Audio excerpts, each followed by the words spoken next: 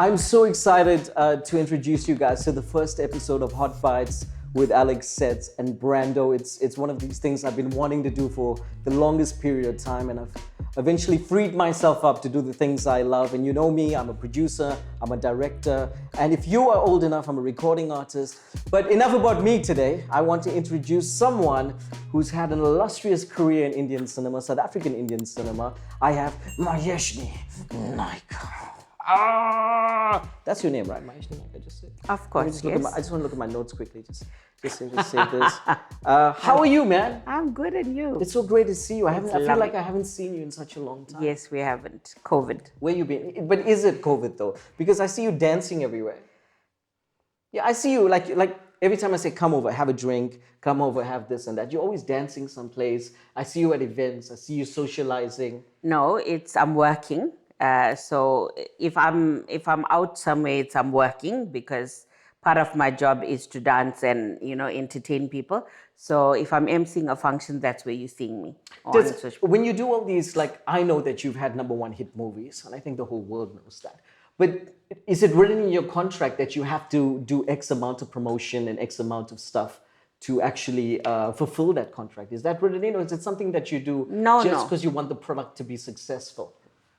I think it has nothing to do with what is a signed contract. It's basically do with what I am comfortable with and what I'm having fun with. Yeah. So, and I love being, a people's person, interacting, having fun, teaching kids, all of that. Yeah. No, I love that. Now, this interview is going to be a little bit different. We've got a format that I've been wanting to do for a long time. What we have here is we have some chicken strips, right? And the chicken strips go from lemon and herb all the way to the bam bam. Now, we've created this recipe ourselves. We spent a lot of time, myself and Brando, in the kitchen trying to wrap it up. I'm going to have one. You're going to have one. Brando's going to have one. He's got his plate there. And how's your heat tolerance? I know you're Indian. When I'm drinking a good whiskey, I can eat vinegar chilies raw. How's your tolerance? So I can handle extra hot Nando's quite easily. So But can you handle the bam bam? Well, let's see whether it can handle Maeshni Naicker. Well, you know what? I just want to, before we do anything today, I know when I asked you if you wanted a bottle of wine, you said you wanted a strawberry daiquiri. And I know you've got an award show later. Yeah. Flex. I just want to say congratulations to all. I know you're the hardest working person in this industry, and you're so humble. I mean, you always take my call. You always, when I send out a broadcast, you're the first person to say something positive. So cheers to you. Oh, thank you. And your mother raised you right. Oh, thank you so much. Cheers. Sip it out. Just sip that. Your mother warned you with friends like me. What? How's that? That's very good. Look, I made it myself. Look, we've got a chef in the back. We've got what do you call, Brando, what do you call the guys who mix drinks? Sure. Mixologist. A mixologist. I think so. Wow. wow. Mixologist. Did you I don't know. Did you hear that? Taking a guess. Okay. All right. So I will get to the eating portion and stuff, but I want to ask you I told you on the phone that I've seen you in a lot of interviews talking about product, and I feel as if you push a lot of product. And I don't see people going, hey, Maeshni, who are you? And I want this show to be about that, getting to know our local celebrities and getting to know them on an organic basis. What are they like when they get up in the morning? What are their fears? I mean, what is it like being in the spotlight? I mean, is it heavy? So I'm gonna ask you some questions. You can decline to answer some of them. If you feel uncomfortable, just let me know. I'll do that. And you have to answer everything. Okay, all right. So you're the most influential person in Indian South African cinema, in the arts, all right? Most? No, there's so many, but you're one of them. I'm one of them. This is what I'm talking about, right? The humbleness that's coming through. Let's look at your resume, right? You're putting out movies before even movies was a thing. Who can forget Pooh Bear? Yeah. Right, which is iconic in the Indian community. Yeah. But you know what I love about that scaffold is how do you get from that point to Netflix, or that point to having the biggest ranking movie in the country and having that movie released worldwide? I want that journey, So the question I'm really asking here is, how did that come to be? Was it always something that you wanted to do? Was it always something that you pursued? I mean, take me from a little girl. How did that progression happen? Okay, so these lights are very hot. Huh? It's hot time. It's hot time. Yeah. Phew. Okay, so it all started when I was a little girl. I was like 7 years old, and my dad, being an educator, wanted obviously his children to be articulate and well spoken. Yeah. And so he enrolled me in drama school, and uh, well, he enrolled all three of my siblings, two of my siblings and myself. So that's where it started. And well, obviously, he passed away a year later. Wow. So yeah, so I was only 8 years old, and then my mom took a break, being a widow at like 30 years old, and then she decided, okay, I'm now gonna pick up my life and get my license and work and whatever. And then thereafter, she said, you know what, if you want to go back to drama school, you can. And that's what I did. I wanted to go back, and yeah, it's been a part of my life ever since. I haven't stopped. I did it at school, university, taught it, still teaching it, theater, everything. So. I think when people ask me that question, I always tell them that when I was young and I looked at the ecosystem of people we had to look up to, there was nothing. Very difficult for us to. I think the closest thing we had was Eastern Mosaic, Yes. where the presenters were the stars, or Lotus FM, Yeah. where the jocks were the celebrities, right? Yeah. Did you always know you were going to be this successful, or you thought, I'm just going to give it my best every day? No, I think when I got onto stage when I was in primary school, and I took part in my first play, which was called A Modern Cinderella. I think when I got onto stage, I said, you know what, this is what I want to do. This is what I live for. This is what excites me. Yeah. And that's where it all started. And so I think, I think you have to have that passion and drive at that time to say, I want to do something. Because when you're so young, your mind changes all the time to what you're passionate about. For me, it was being on stage, being, well, not in front of the camera at that time, but it was more of being this creative individual that I wanted to do. Do you think that creativity of this nature is innate, or it's something that's taught? No, I think you're either born with it or not. You just like my brother and sister came to drama school, but they were like, this is not for me, and they refused to come, and I used to drag them to drama school. And eventually I thought to myself, and my mom agreed with me, it's that we're forcing them to do something that they're not happy with. And they ventured out into management and the commercial world and whatever, whereas I stayed into the creative side of it and kept with drama. And you're still a drama teacher? Yes, I am. You are molding a new set of actors and actresses. Definitely. And when they see you as a lot of people don't know this about me, but I'm also a lecturer. I run a school. I won't mention the school's name though. But when your students see you kind of making it out there for yourself, it kind of gives them more confidence in you, right? Because you're not just teaching. You're doing. Yeah, and you're also sharing your experiences. So they see how passionate you are. And they also look at your life and they say, okay, I either want to do this when you go through your experiences with them, or they say, oh God, that's too difficult for me. Do you share the good and the bad? I do. I do. I always tell them there's no glitz, glamour and things. It's hard work. It's getting up at 3 a.m. and being on set and being sleepy and shooting at 2 a.m. and you can't keep your eyes open or can't remember your lines. But you have to, or you have to cry at 2 o'clock in the morning when you really want to sleep. So it's all of those things. Yeah. And you got to work with other creatives, which is difficult. Very difficult. Okay, all right. No, that's a brilliant that's a brilliant answer. I love that. When did you realize your first glimpse of fame, and how did that make you feel? I mean, what was that first point where you thought, damn, I'm famous? I think it's just, well, for me, it's personally, I don't feel like, I still sometimes feel like, oh, what is the definition of being famous kind of thing? Until you see people stopping you and saying, oh my God, I want a picture, or please can I have your autograph? I think that's where it comes in. But for me personally, I think I'm still working on being where I want to be. So I'm not there yet, I feel I'm not there yet. I feel there's so many brilliant people out there, and we can only get better. With every movie or every project, you only get better. You're never at your peak. You're still striving to do the best you can be. Wow. What? That's humbleness on a new level there. That's crazy. No, I mean, you can never ever say I was the best in something. You can always say, well, I did pretty well in something, but I could have done better in some instances, because I'm like my worst critic, I think, when it comes to anything that I watch. Like the moment I see, like I'm at a premiere and I see myself on screen and it's a film that I'm in, You cringe. the first thing I do is I cringe and I'm like, oh God, that scene didn't come out right. Or, oh boy, I look terrible in that scene. I should have done something differently.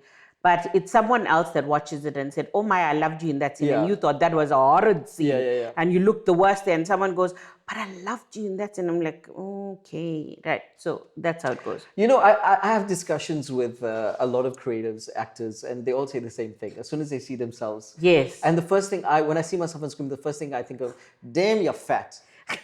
Lose some weight. Yeah, no, we always do. That's so. We always do. And I think with me it's worse because I have insecurities all the time. Like even now I'm sitting here and I'm like, oh, I don't know what they're seeing and whether they're seeing rolls and tires and that kind of thing. So yeah,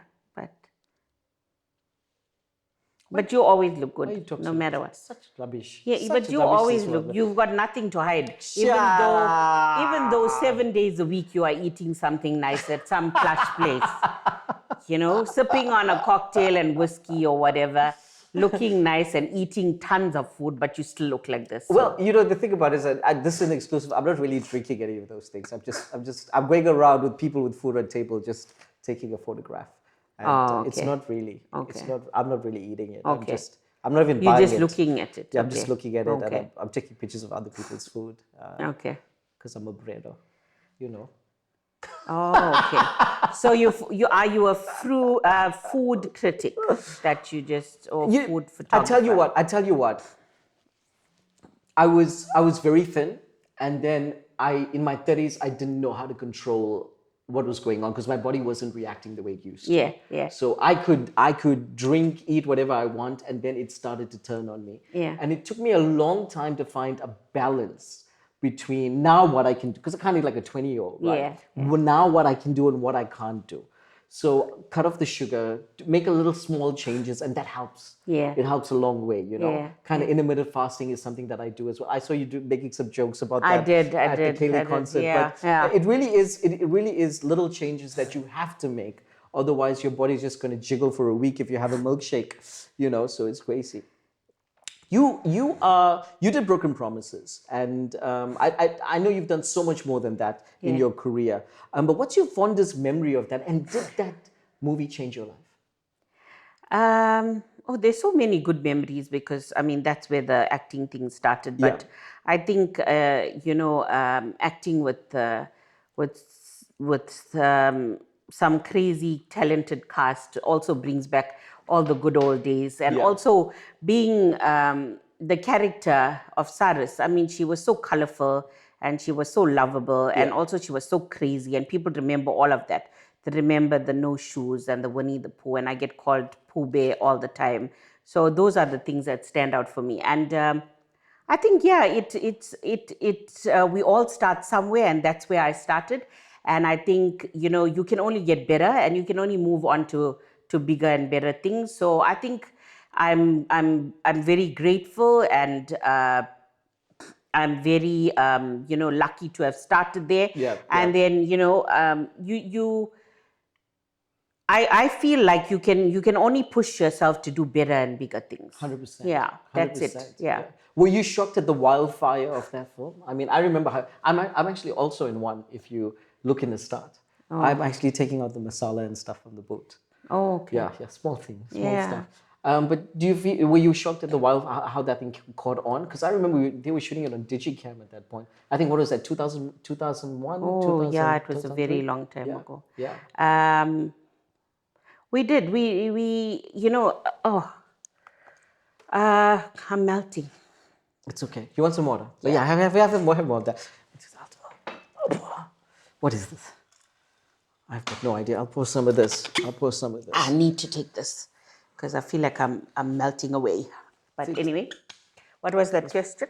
The question. Well, it's going to get worse when we start eating some wings. I hope you haven't eaten today. No, because I haven't. After this one more question, we'll go into the first wing. Yeah, just in terms of were you kind of did you guys expect it to be that kind of wildfire of a thing where every home had it at some point? And I think we didn't. I think with all of our movies, we didn't think that it was going to actually, catapult into something this great, because I think people were shocked that Indian people were taking the step to make movies. Yeah. And, sorry. There we go. Thank you.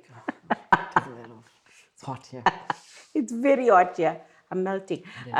So yeah, I think that it was, we all, it was very unexpected, and I think we all were surprised that it actually took off in that manner. But we were also very grateful that it started off there, and it opened doors for bigger and better things. 100%. Yes. And I think that if you look at most of the cast, that they've gone on to do other things. Yes. And I think that it was a nice eclectic kind of mixture of cast and people like Gogi and Kajol and all of these Definitely. guys. So if I'm missing someone out, I'm sorry about that.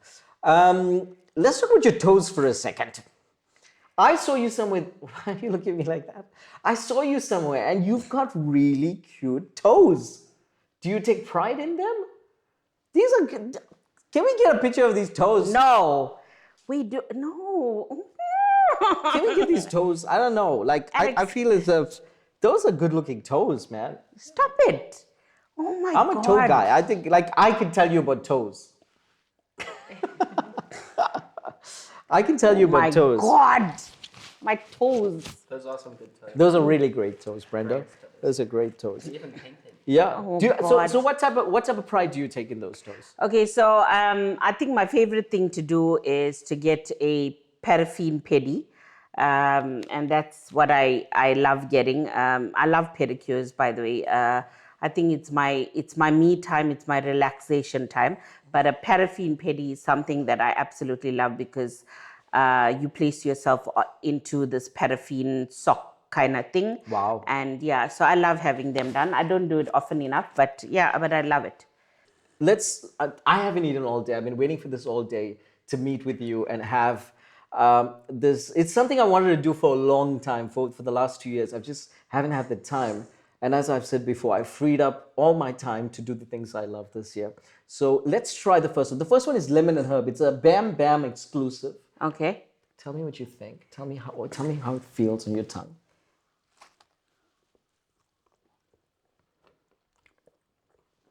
It's tasty. It's very nice.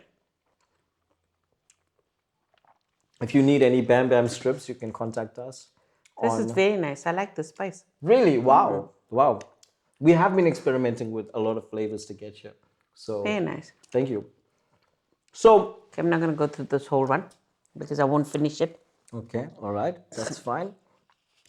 So let me put this here. The industry is known for crab mentality, especially the Indian community. I feel like other groups of people in industry help each other grow. Yet we've got this thing where when you see someone being successful or you see someone stars shining brighter, you've got this thing where either you start to spread rumors or you start to do this thing where you don't want to work with them or whatever. I never thought it was going to help us, and I always wanted to know what your view on it was, because I see it too often, and I'm not sure if it's something that's going to change anytime soon. But I think that you and this new family you've found in production is going to change that. But tell me a little bit about what you think about it. So I think the thing is, in any sphere of work, the moment people start doing better or improving on themselves, you're going to get people that are less supportive, or the jealousy element comes along. But I think even in the movie industry, I think even if you don't support one another and you don't encourage one another, because this is an industry where we all can share our experiences, we can all help each other to be better. We can all encourage each other to be better. I also feel like when it comes to being supportive, even going for an audition, I feel like it's the most difficult thing. Like if you hear of an audition and it does not feel either it's not your age category, or it's not something that you would fit into. Yeah. Like, share it with somebody else. Yeah. Like, tell somebody about it. Sure. Because if it's not beneficial to you, there's somebody out there that needs that part. You know what I'm trying to 100%. say? 100%. So I'm saying, why can't we be supportive and share? Why can't we be supportive and say, you doing something, I'm 100% behind you, how can I assist? Is there any way I can do it? Even if you share a post, Yeah. Yeah. that makes a difference to being supportive. That's what I feel.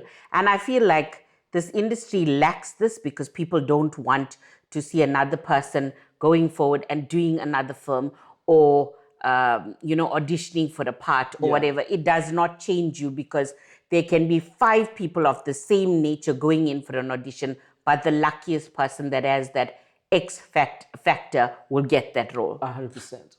And how do we leave, like, I know that you're actively training young actors and actresses. How do we leave a legacy for them if we don't start to build that foundation now of those sort of things? That's the thing. It's, I have my drama classes, and I feel like molding the kids right now to saying that even if you go in for 5 auditions, there's never a time that you need to give up on whatever it means. Like, I agree. Like, for us, example, people don't know this, but I could go for 5 auditions in the year. Yeah. I might get 1 role. Sure. Yeah. Right. But nobody knows this. People think knows I've gone for 5 auditions, I've got 5 parts. Yeah. Yeah. But they don't know that I've been disappointed 4 times, and I had to walk away thinking, okay, I wasn't good enough for this, but maybe the next one, if I try harder, I'm going to get it. But it's not that you didn't do well. It's because the director is looking for a specific type. Yeah. Or a specific look. Yeah. Or a specific age group which you don't fit into. Sure. So it doesn't mean you weren't good enough. It Yeah. means that you didn't match what the director has in their head, the image of what they want. And that's okay. And that's okay. And that's all right. That's fine, You yeah. know? Because, I was telling someone the other day, we had auditions recently, I was saying it's a business. Yes. And you want the best person to carry Exactly. your product. And it's not always, and that's the reason you have auditions, is to try and find the best fit. Like, for example, the brand that I'm currently with, I've done, when we initially auditioned for our roles, we went through a year of auditions, going through different stages of it, where we were shortlisted from the top 5 to the top 3, That's amazing. to the top 2, to the top 1. And then it was a national audition. So they went around to different provinces to audition the right person. And obviously the director looked for something specific that they wanted.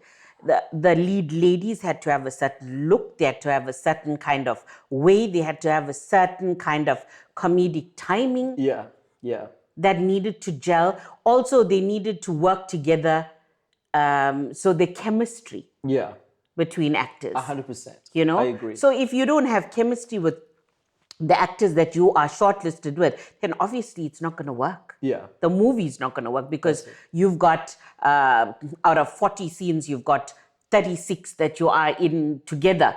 So obviously you need to work together. Yeah. Yeah. Yeah, 100%. I agree with that. I agree with that. What's the darkest moment in your childhood that you can remember? I mean, at what point in your childhood did you feel as if you were vacant? I think I would have to say my dad's death, because obviously as a 8-year-old, you don't actually know the concept of death. You haven't grasped it. You haven't, you know that you've heard that your dad passed away, but you don't know what that means. You don't know that he's never coming back. You're never going to see him again. Yeah. You're never going to hear his voice, and you're never going to have those good times. And you have to explain to a 2- and 3-year-old, which is my siblings, that dad's not here anymore. And you have to fill in that role to be a big sister. Yeah.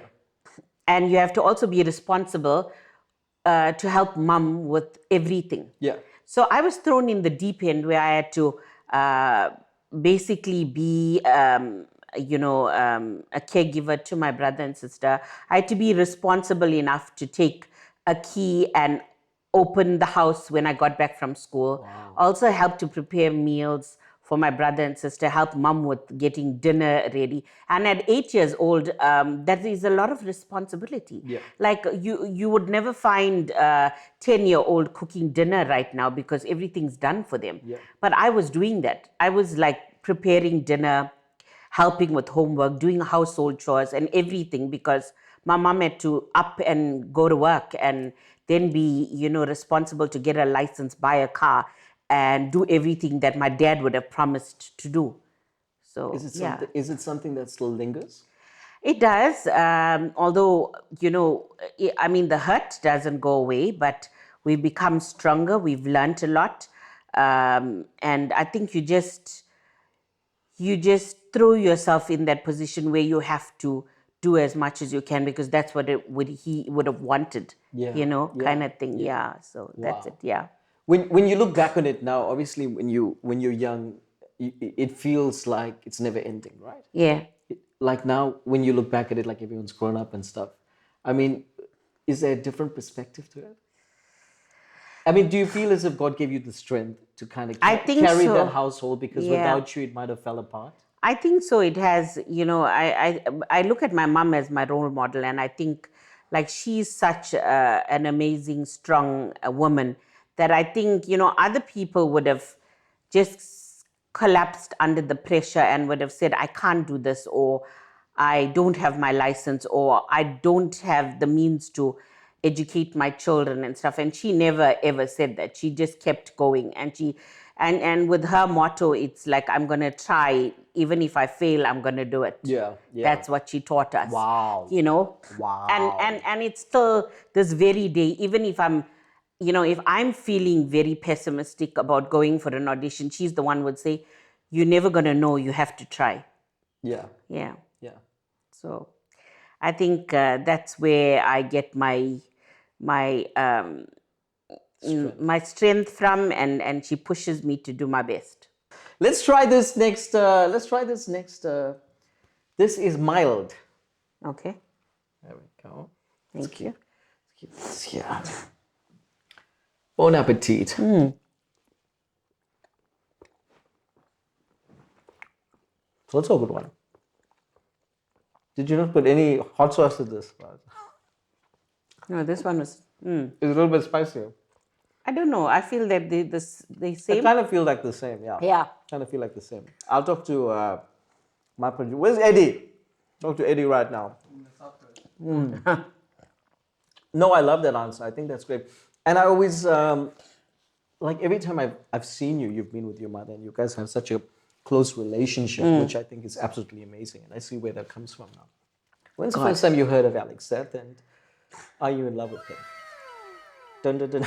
I can't. Don't put me on the spot, because when I blush, all things happen. But I don't know. It's been a very long time that we know each other. We go back like many, many, many years.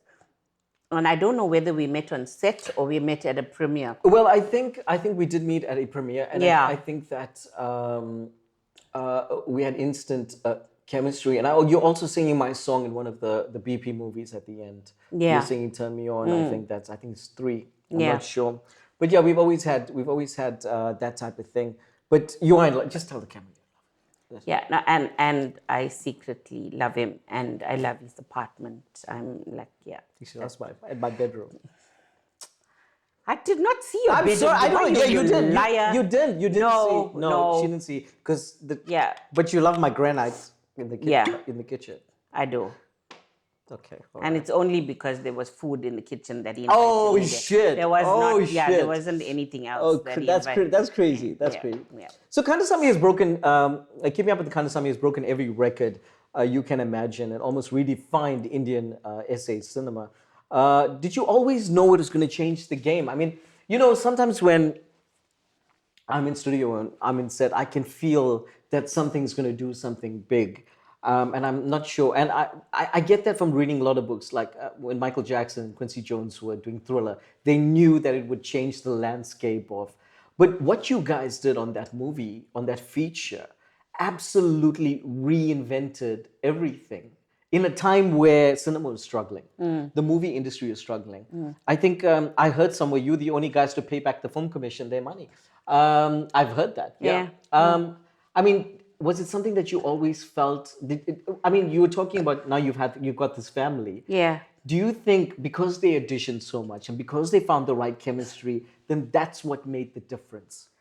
I think it has a lot to do with, I feel like everything works together and things come together hand in hand. Yeah. And it's like a weave that forms together, where you have to have the best cast and the best crew that come together, and would be the cherry on top would be a director that just molds everybody together and brings out the best in everyone. 100%. So I think it's, and we did not foresee this movie being where it is today, because obviously we were, trying our best and did one, and it just spiraled out of control.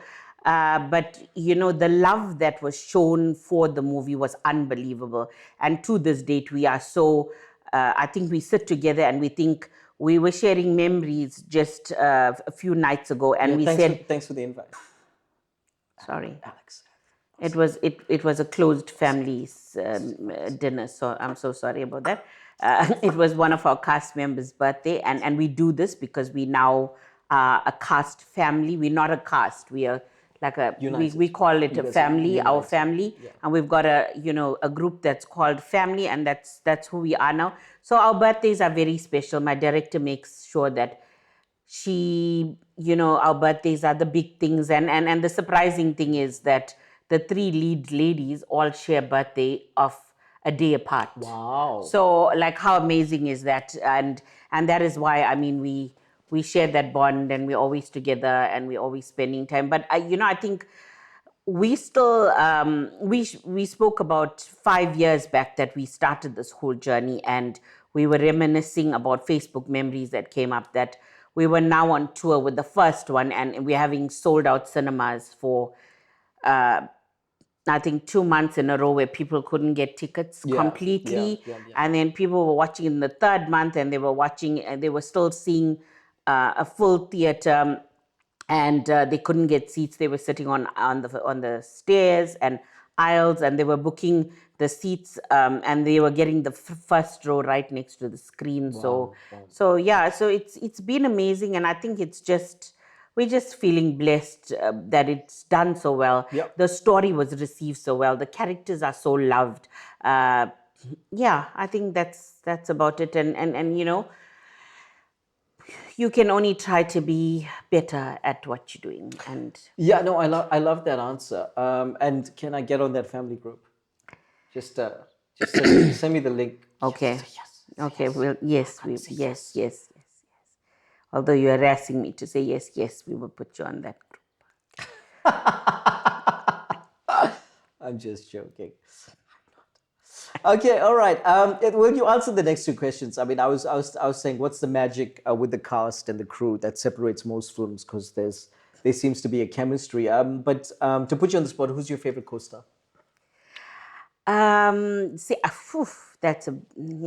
Just say it. I can't really. Yes, you can. I can't choose one. You've got someone in mind. Everybody's got. Who's your chess partner?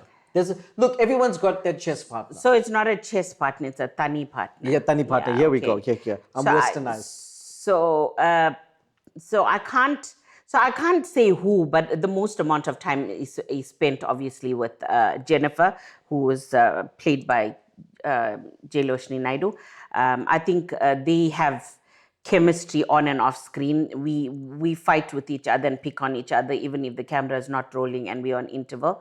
So I think that's the thing. But like, I can't choose, because everybody has such beautiful dynamic together, and everybody is cameras off, or change of production is changing cameras or location or whatever your technical things are called, but everybody's messing with each other and having fun, and yeah, and it's And always, I just want to say that, like you, Jay Loshni is one of the sweetest people I also know her for a long time. yeah.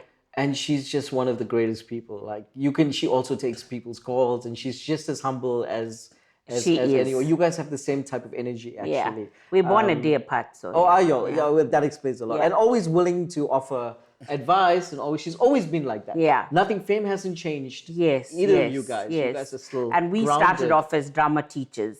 Wow, And that's yeah. how we know each other, because Yeah. we were in the same drama, groups where we gave support to one another.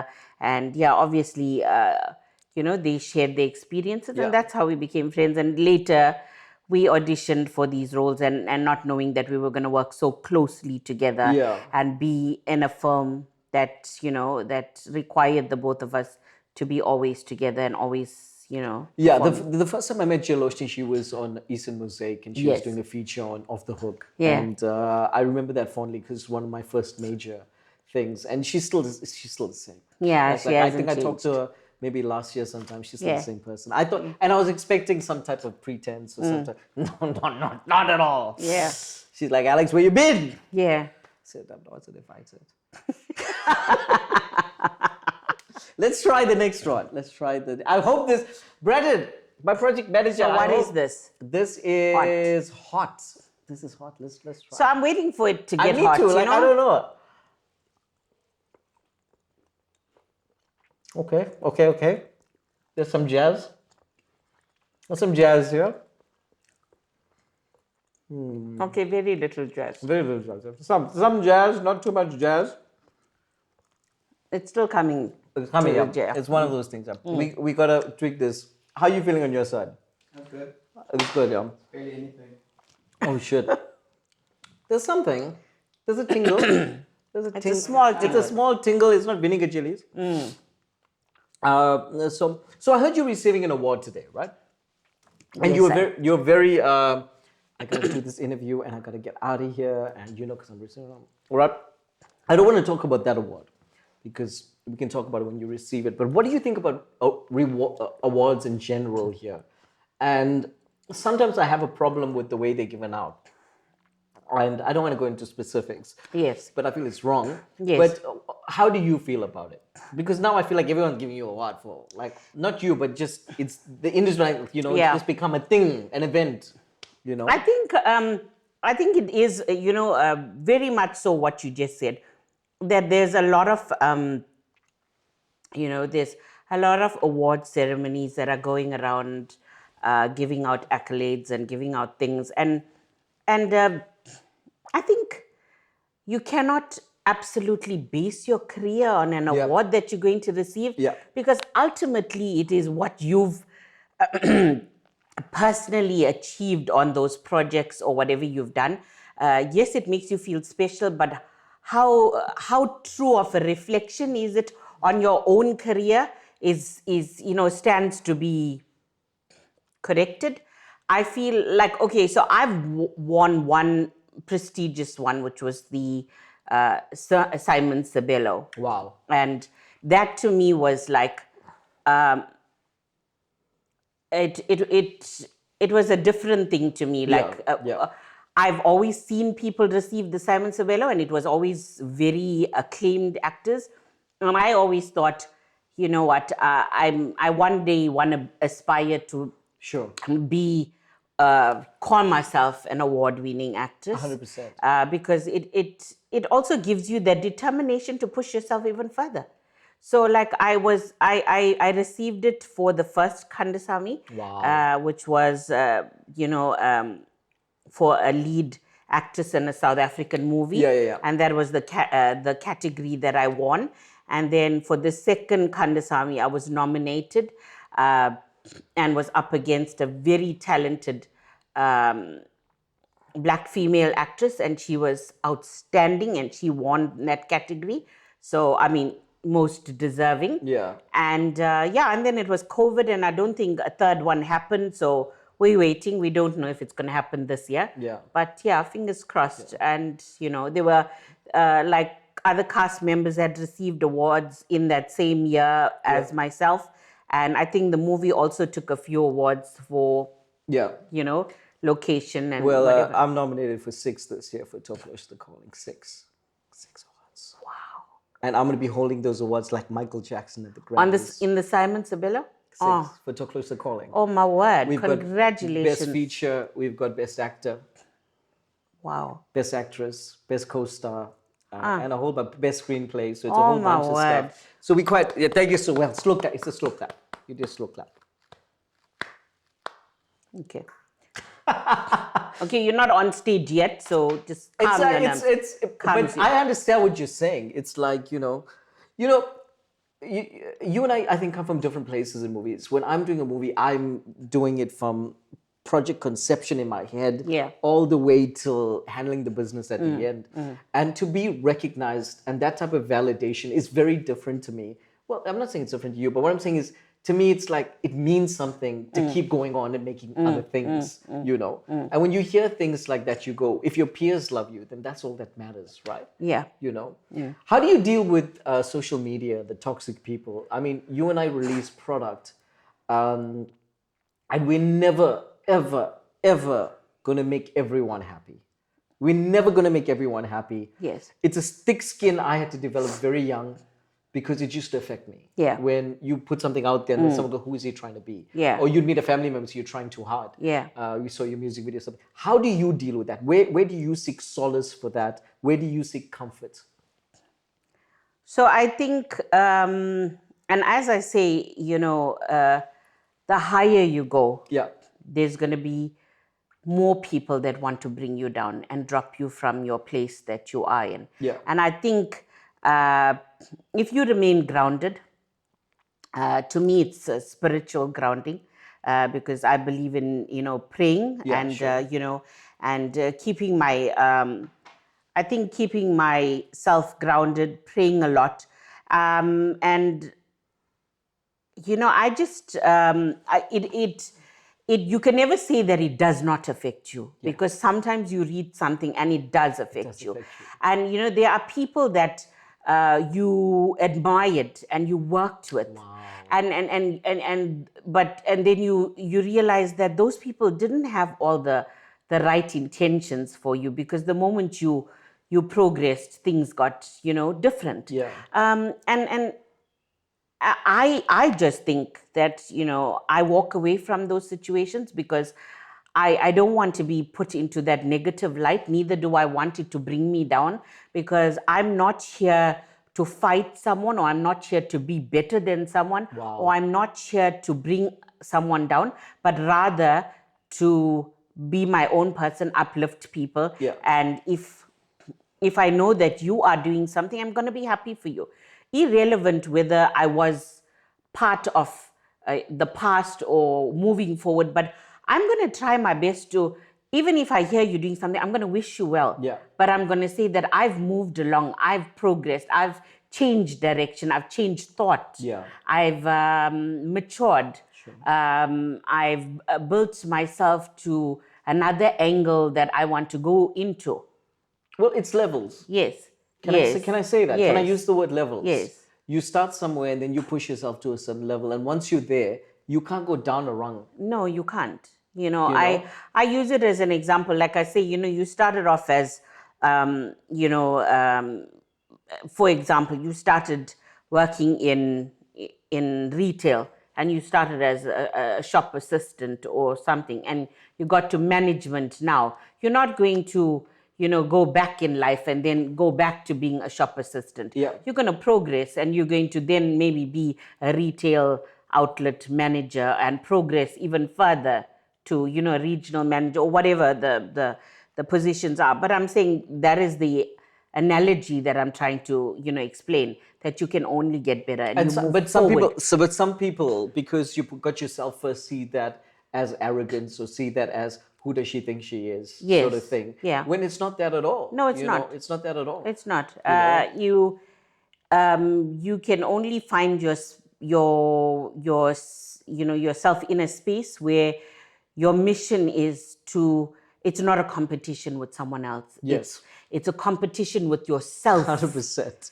with yourself. 100%. You are in competition with yourself. And I believe that I can only get better from each day that I am. I look back and I say, I want to be better than yesterday. I don't want to go back to a week ago. Yeah. And what I was a week ago, I am not where I am right now. I've progressed. I've improved. I've learned a lesson. Because we're always molding our craft as well, Yes. right? Like you ever listen, like sometimes I listen to a record I did a while ago and I think it's great. No, sometimes you listen to it and you think, I could have done this better, done that. It's like movies as well. You look at it, I could have done that better, I could have done that better. Because that's because you're in a constant state of flux and evolution, you know? And that's what everyone should be, instead of minding other people's business. Just don't mind other people's business. I've never seen you with a man. Wait, what is this on your face? What is this? What is this? Tissue. I see why no man is there. Tissue, man. Is it a thing where you keep your life private, or are you no? If you don't want to answer. So Rick Astley was my first crush. Really liked the man and had a neighbor that looked like him. So you know, it was this little girl who was crazy about the song and about the man and had a neighbor that looked like him. So Is he still your neighbor? no, he's not. He's not. Thankfully, Where he moved to? I can't even say. He's moved to another continent. The UK. So thank God Maybe. he's gone. Okay, all right. Well, keep your life private. If you don't want to say. It's getting too spicy. Yeah, talking about spicy, don't we need to move on? Okay, let's move on, because you've got an award show, isn't it? Yes, I do. This is extra hot. Okay. Now, I'm still waiting for the bring. Well, I don't know. You know, at my PM, we're going to talk about this.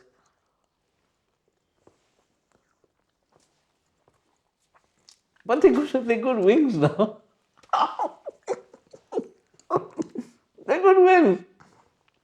Strips, you mean? Strips, yeah, they're great strips. Is it hotter though? I think it might be slightly hotter. It's not crazy hot. I'm still waiting for the kick. I'm going to bring vinegar chilies on the next one. Okay. I'm going to do vinegar chilies. I think that's what we need to do.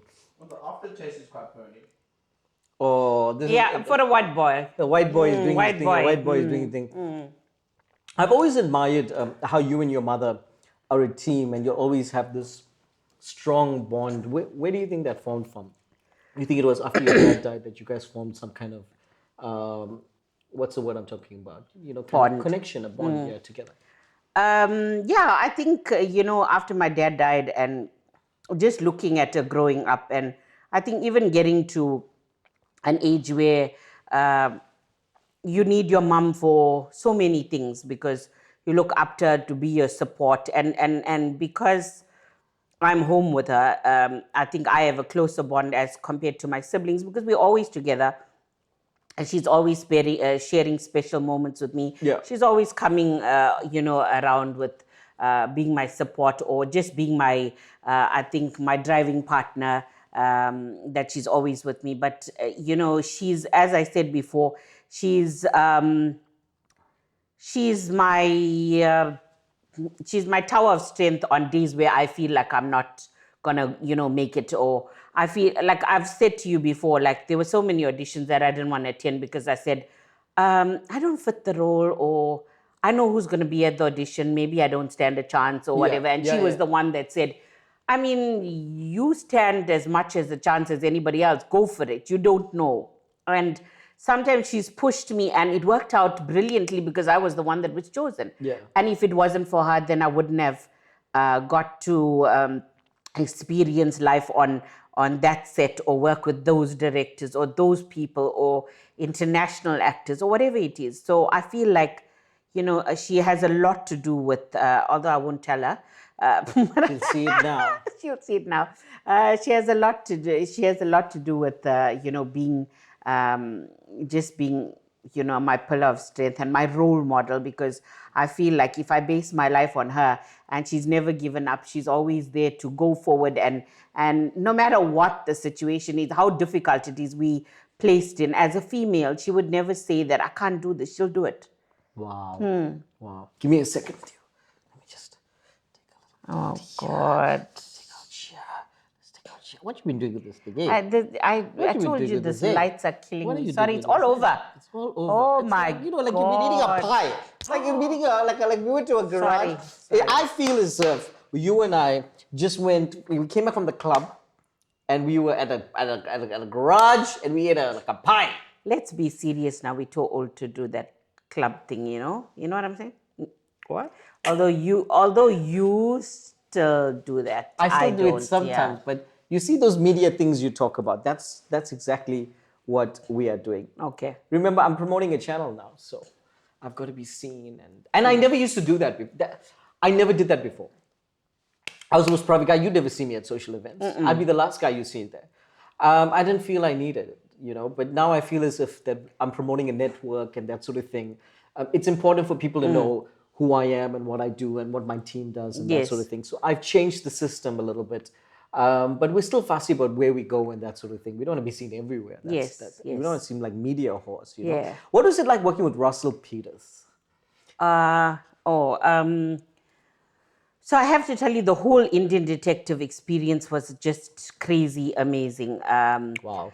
From auditioning for the movie to being, and I felt it was like the easiest thing I ever got into, because I didn't go through a process or whatever. It was like they've looked at stuff that you've done. They want you for this role, and it was like easy peasy, and we got in, and it was the best experience, absolute best. We flew to Cape Town, and Cape Town is like, party central and holiday, and you just think, I'm not going to work. I'm not going to work. I'm going to party. I'm going to relax. I think the whole experience was amazing. Walking onto set, having a personal driver take you from your hotel onto set, being placed in your own caravan with your name, Yeah, sure. there. I mean, it just makes you feel like a whole different, experience that you've. But isn't that what it's about? Yeah, I think it is, and we haven't experienced it, because we always are so accommodating as actors in terms of what is acceptable, and I think their standard, being from international shores, bringing the movie or the series down to be shot here, just gave us a whole new experience of working. At that point, like you've paid your dues. Yes. Until that point, you've paid your dues, and we all know you've done low budget shit, right? You've done Yes. you've done things. Yes, we've done things. You get to that point where a chauffeur is picking you up. You got your own trailer. You go, I paid my dues for that. Right? Right? Yeah. I worked for this. Yes. It's a whole experience, and I think also meeting such amazing actors that were on that series. From working with Russell himself. I mean, he's such a cool, laid-back dude that is so funny. He reminds you of me. That's what you told me once, right? Russell and me were like brothers. I'm Alex Peters. No, someone else. Talking to someone else. Can you just go on? Yeah, just. Yeah. So yeah, he's a really cool dude that we could sit and have a chat with and have a laugh with, and he's really funny. He's the typical, nonsense kind of dude that will, interfere with the ladies and just have fun with us. And for me, it was like amazing, and also got to work with such amazing cast members. I mean, they were such phenomenal people on that set. They were Bollywood actors on there as well. Bollywood actors and Hollywood actors that were on set. And although sometimes we never met, because obviously our scenes did not coincide with one another, but we had so much of fun on that set. And then days that you're not shooting, you are laying by the pool, looking at Table Mountain. Just relaxing. And when you have an international kind of series like that's out there, do you find that you get a lot of fan mail overseas that go, hey, what's up? Hey. I've received a lot of messages, Instagram and Facebook and stuff, and they've said, we just watched the Indian Detective and we saw you there, and are you the same person? We thought you were so funny, just your facial expression was, that they enjoyed. And then, you know, when the last Kandasamy hit Netflix, and I think overwhelming was like getting messages from Sri Lanka and the Philippines and people in London sending you messages. We just watched your movie. We thought you were such a convincing mom, or we loved you there. You really reminded me of home or mom, or we love the bond we have. Or my kids are saying that I'm a Shanti, and we identified with you because we feel that way when our kids are leaving home. Or I'm still the same with my son. That kind of thing. So that to me really makes it special and makes it worthwhile, because it shows that you are you real and you're identifiable, and that you can touch the heart. Yeah. No, that's an amazing. Yeah. Do you get cycles? They're calling saying, hey, the JJ, boobies. Hey, you get cycles? You do. I've done this thing now where I don't put anything kind of really personal up, because it was becoming a little crazy for me in life, where people would analyze things and then they start reaching out to people close to you. Yeah. It got really scary. Oh my gosh. So I've become very like. Have they asked for your six-pack? Well, I sent all that to them. Like today, I received a mail. I sent it to you guys. Some guy from Pakistan said he loved me, this boy, and he asked if I loved him too. I didn't reply right away. Yeah. But I hope eventually I hope said, you said you loved him, because now you're going to break someone's heart, I said I do. And you do have that lovable face. I do. I did say that we had something going on, but that's my personal life. That's got nothing. I should be there. Then you should be interviewing me here.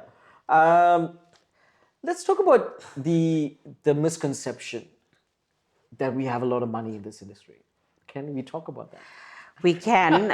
It's so funny. It's hilarious, because the moment you do a movie, you get a lot of anonymous calls that are asking you that someone's in financial stress, they're dying, they don't have they don't have a loaf of bread at home, and you get this all the time. And I'm a person. Philanthropy is so important to me. I know. Sharing, I'm involved in so many projects. I do so many things, but it just gets a bit too much when people have that misconception that, yes, you've done a movie. Yes, the movie's made a couple of mil in the cinema or wherever it is, and that you have the millions that, I think they don't understand the costing of what takes to make a movie, and the costing, and then that person gets a percentage, and that person gets a percentage. And by the time it comes to you, it's pretty much like, I'm just glad that I got something. Yes. The thing is, I always tell them, I said, we're not Hollywood stars. Yeah. And we're not earning in those brackets of a couple of million for a movie. In South Africa, we make movies. It's, it's comfortable. We're happy with it. It's our passion that comes through most of all. But we can't be, giving out loans for $500,000, because we don't have that capital to do. Someone's asked you for $500,000? Wow. $500,000. I'm saying people have asked, like, you've done this and you've done that, and we've heard this and we've heard that, but would you be able to, or would you want to invest in something? And I laugh. I get that a lot as well. Yeah, like I got someone like, could you invest in this? It's a great business idea. It's 3 million. Like, sure, I'll just, what, you want now? Let me get my effort here. Yeah. Give it to you now. I've seen you in front of the camera my whole life. And I was just kind of wondering, will you ever think about getting behind the camera and kind of maybe producing or directing or doing something for yourself? I'm sure as an actress, you've got a lot of narrative that you want to tell as well. I think it's always been there. It's been a thought. I think the nerves, or the side of me that hesitates a lot and doubts myself about whether I want to, but I would love to direct a piece, that's that's not just comedy, but something serious, and push myself. Something I did dramatic. a Something dramatic. yeah. So because I did an art house movie, um, it was a short film that went for an international film festival, and uh, I thought, acting in the film was. It was very challenging because it was very heavy. It wasn't something that I've ever done before. And I felt like I pushed myself to do that. So I was like, okay, I've done something really, really heavy. It was a drug story, it was poverty. I played the poverty stricken mum who just lost a child to a drug overdose. So, like, I felt like it was pushing the Wow. boundaries. So I also felt like that was something that I thought I would never do because I love comedy. Yeah. But I did it. So I always thought that now, when you are in university, you have to do a directing project.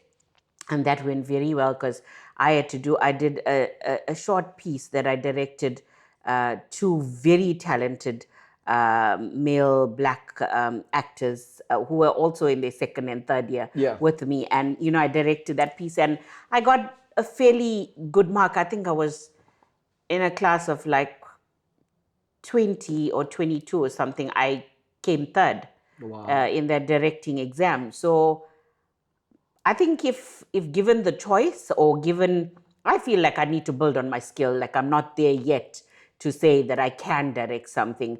I think that's holding me back because I feel like if I say I want to become a scriptwriter, how do you do the finer things? Like, do you study the art or you just fall in it? Or can like you guys, like I always look at you in awe because I say you've written a script that took so much of imagination and so much of thinking behind it and plots and whatever. But like I feel like I don't know, and, it's that doubt all the time. Yeah. But also again, like I also thought that I'd never do stand up, and I still think that every time I step out, like I'm not good enough because I feel Wow. like yes, Wow. no, because there's such talented, I mean, it's a male dominated It is. Yeah. industry. It kind of is. And with the women that are, the women that are coming out now with stand up comedy, they're doing such brilliant pieces. And you always feel like you're doubting yourself. My piece is not that grand and the guys are so good or whatever it is. I think we always feel that we could have done better. We should have changed it or whatever. So with me, that's my problem. And when people ask me now to do stand up, I'm like, I hold back. I say, no, I don't think so. Or I'm not ready, or whatever it is. Or there's someone that's better out there. Like, that's what I'm always saying when it comes to But this aspect. isn't it true that there's no mediocre art? I mean, remember Van Gogh didn't sell a single painting till he died. In fact, he was burning his paintings to stay alive. And I love to go and watch local films because I like to go and I don't go to critique. I think Yeah. people who write critiques, there's something wrong with them. I think you go to enjoy what that person wanted you to see.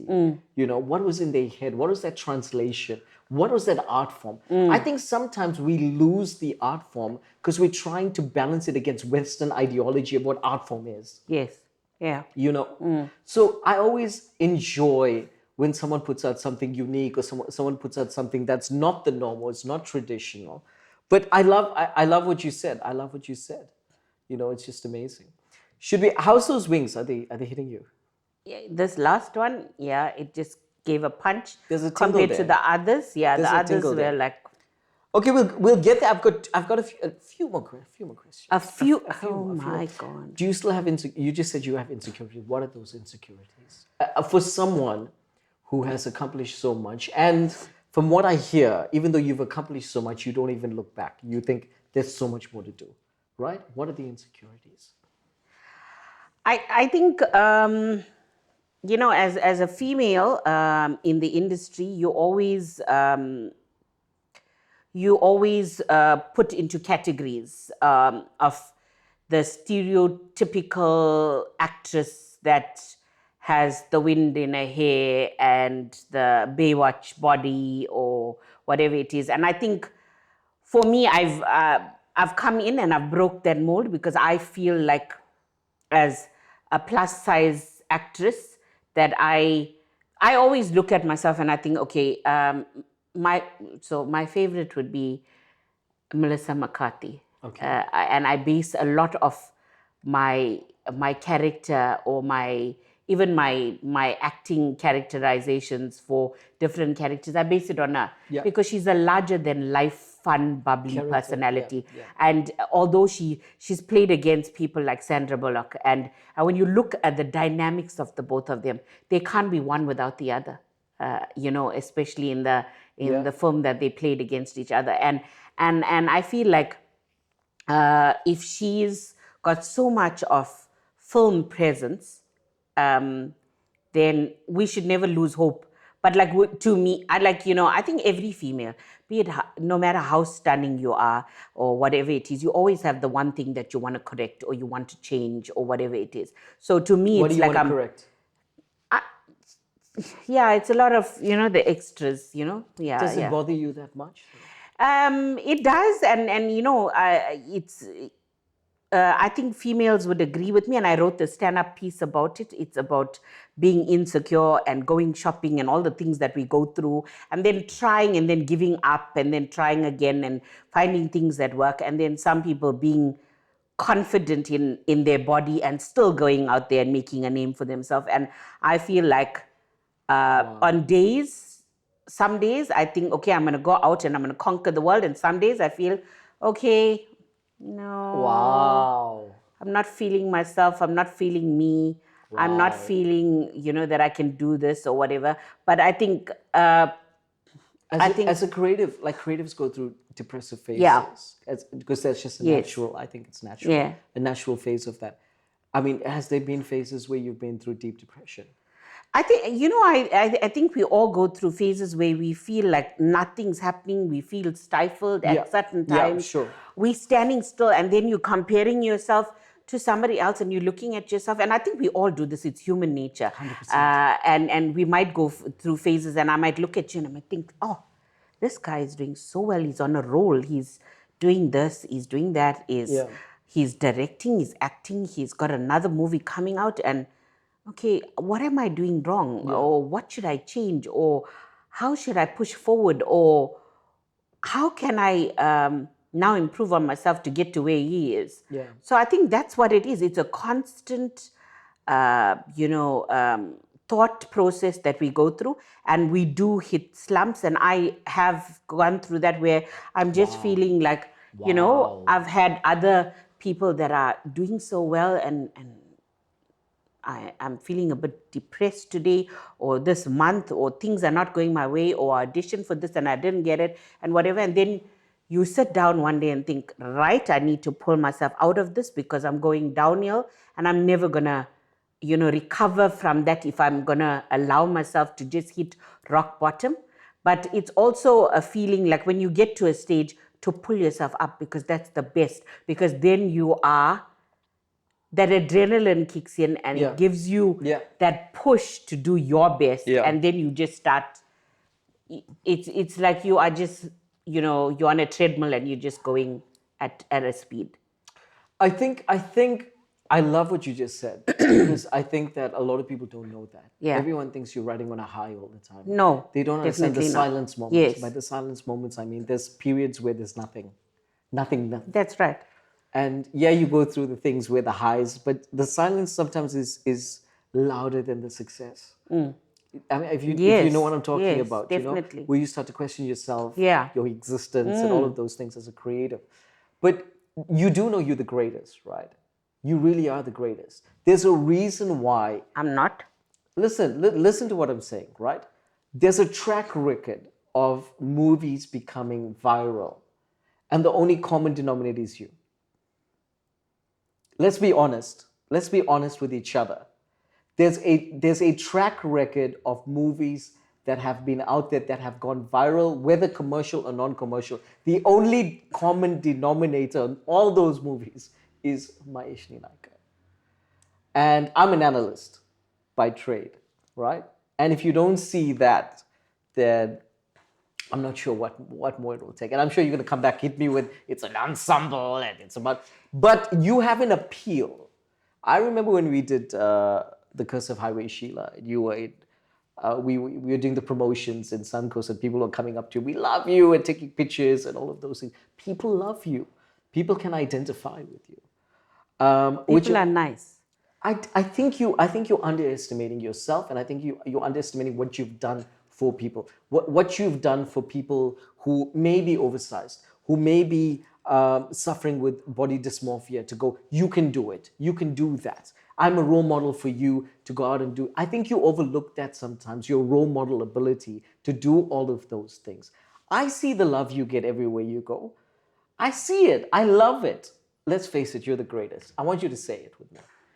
I want you to say it on camera. You are the greatest. Because there's a lot of people are going to be watching this. Towards being the greatest. You are the greatest, though. I think you've laid so much of foundations for everyone already that there's no way you can work towards anything more. Yes, you may have another hit movie. Yes, you may have another hit sitcom or whatever. But you're a little girl from Chatsworth who went on and done international things, and you still don't recognize that. And I think that's crazy. I think that's absolutely, don't you think that's crazy? But you, my friend, and you crazy, so yeah. I'm her friend, but she doesn't act in any LX and PTY LTDs. Just want to let you guys know that. Please, you always ask at the wrong time. But let's say you and I were open, right? You and I were open contractually, right? Would you be open to coming on, co-directing something with me, co-producing something with me, and create something? You want to do something dramatic? I have a few ideas. Maybe we could work on it. I think we could really create something quite dynamic. I really do. I definitely can. In terms of, the things that I like is like working behind the scenes in terms of audition processes, where I feel like I can identify, finer talent. And I think that's where the youth are misled, because they all think that the movie industry, acting in a film, is easy, and I'm funny, and I am funny at home, and my friends think I'm hilarious, so I am the world's best actor. Or I sing in the shower and I sound amazing. I'm sure I can sing as well.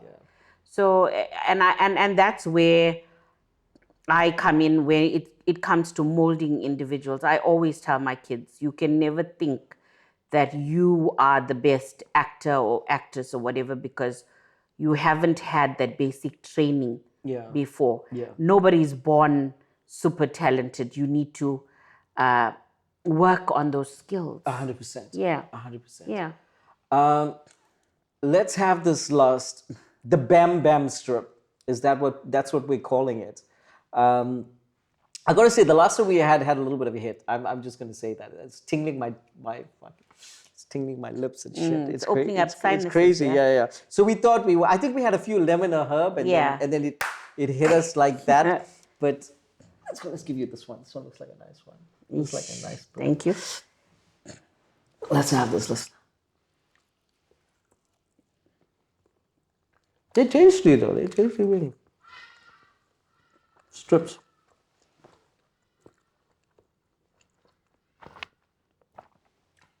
Okay. We didn't even need the milk today. I think for the next episode we must have like sauces to dip in. Like really hot sauces. We need to make some sauces. Okay, I think the one we tasted off camera was good. Was the hottest. Was the hottest. And that was a really wham bam. Thank you, ma'am. It was the bam bam. Was the bam bam.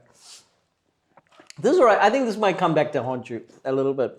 Well, I've got a last question for you, and before you leave. You said that in the last... I love you, and I want to keep you here for a long time. I know you're going to know what show to go to. But what's next for you? What's the next... How do you scaffold your success? How do you scaffold yourself? Is it more films? Is it behind the camera? What is next for Maeshni Naicker?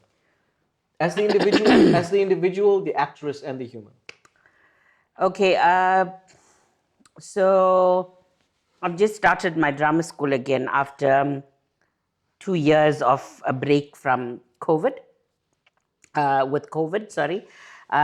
then I started again. So I want to see myself building my drama school to, the next level in terms of that. Yeah. With movies and stuff, you know what? I think the break that we took really hit us hard, with the industry coming to a complete halt and not being able to be opened, although we did film the last Kandasamy during COVID, Yeah. which was a mission, and I don't know how we got it done, but it was amazing to have got it. To have got it done, and for everyone to have been okay during Sure. shooting. Yeah. So I think, to me, it's, every movie, every series that you audition for or you're part of, it just makes you feel like you've achieved something more. It's another movie under your belt. It's, Yeah. it's an amazing feeling to say, okay, I've completed my next movie, and this is my 10th movie or 11th movie, sure. or whatever. Yeah. So I think, to me, it's and it's also so exciting, be it working with the same brand and the same cast or crew, or working with new people, because you're always learning. Yeah. You're always learning, and every movie you're learning something. 100%. We started off the brand, and we just changed, and we evolved, and we've gotten better, and we've learned to work around problems. Yeah. I love that. I love that. Solution based. Yes, Yeah. work around something, and never saying that it's an issue, and also learning from each other. Yeah. Somebody might have a brilliant concept or an idea to get the scene to work, and you never thought about that. But just by discussing it and throwing ideas at each other, you manage to get the best out of the both of you, or whoever's in your scene. So I think that interaction and that chemistry brings out the best in people. And I always say that you can only get better, you can only learn, you can only progress from where you were to where you are, and nobody is. You're the best. You're the greatest. No, I'm not. I want you to look in the camera, and I want you to tell us about your acting school. How can people reach you? Give us your number. Give us your email address. I know you're teaching some great things. Go for it. Okay, guys, so it's called the Maeshni Naicker Academy of Speech and Drama. It is currently only in Chatsworth, which is my hometown. And you can message me on Facebook. You can DM me on Instagram. You can email me at maesh1204@gmail.com. So it's maesh1204@gmail.com. Drop me a mail and I'll definitely get back to you. They are small, intimate classes that focus on articulation, acting skill, social skills, building a child's confidence levels, and improving on a child's well-being, and just getting them to come out of their shell. Speech impediments that may hold back a child on from stepping out there and doing what they do best. But these are the things that I focus on, and they have fun while learning. So it prepares them for the world that's ahead. I always say that drama is not like any other curricular activity, because it is a life skill. It is there to teach a child what they're going to use when they step out into the world after they finish school and they go into a job interview. That confidence that they've learnt in drama school prepares them for the world out there. So, Wow. And I just want to say it's our first episode, and I'm so privileged to have you on as number one. And we've had some crazy things with the strips, but it left a little bit of a tingle, little bit of a tingle. It did. It's only going to get better, but you only have these learning curves if you do it right. I am so grateful to have you, Maeshni, on my show, the first guest. Thank you so And I much. hope that you come back when we have episode number 100, and you tell us about the successes that you've gone through. I will. I'd like to. What do you think of my PM, my project manager, Brandon? There. What's your thoughts on him?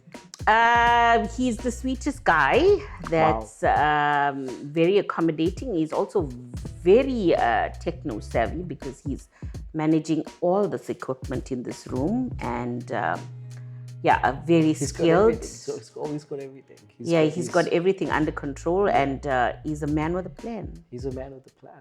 That's it. Well, thank you. And thank you for joining us on episode 1 of our show. And don't forget to subscribe, because that's the only way we make money. Thank you. Take care.